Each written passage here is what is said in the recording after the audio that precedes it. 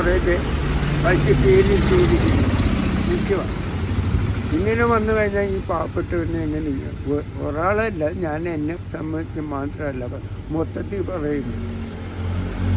അപ്പോൾ ഇതിനെ ഒരു തീരുമാനം സർക്കാർ എടുക്കണം. ഈ 50ൻ്റെ കുറച്ചിട്ട് അവിടെ 100 കൂട്ടണം, 100 ഉള്ളിടത്ത് 200 ആക്കണം. ഈ 5000ൻ്റെ 25 ആണെങ്കിൽ ആക്കണം. അതേപോലെ ബ്ലോക്ക് ഒരു ബുക്കിനകത്ത് 3-4 എണ്ണം കൊടുക്കണം. ഈ ബ്ലോക്ക് എന്ന് പറയുന്നതാണ് 5000ൻ്റെ 4 നമ്പറാണ്. 1000ൻ്റെ നമ്പർ ഇല്ല, അത് കാണിക്കുന്നില്ല.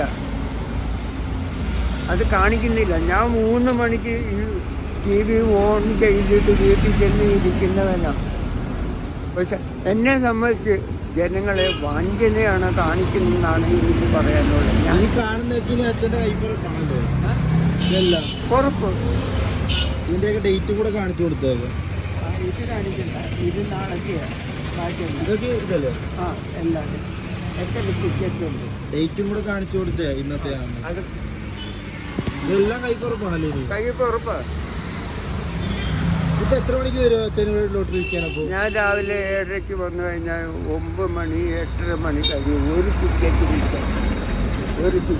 ഇപ്പൊ ഞാൻ കണ്ടല്ലോ, 30 എടുത്തിട്ട് നീ 10-15 എണ്ണം കിടക്കുമല്ലേ? ആണോ? പിന്നെ വേറെ ഇതൊക്കെ തന്നെയാണ് അവസ്ഥ. ആ എല്ലാവർക്കും പിന്നെ കൈവച്ച് കൊടുക്കും, ചിലപ്പോൾ കൊടുക്കത്തില്ല.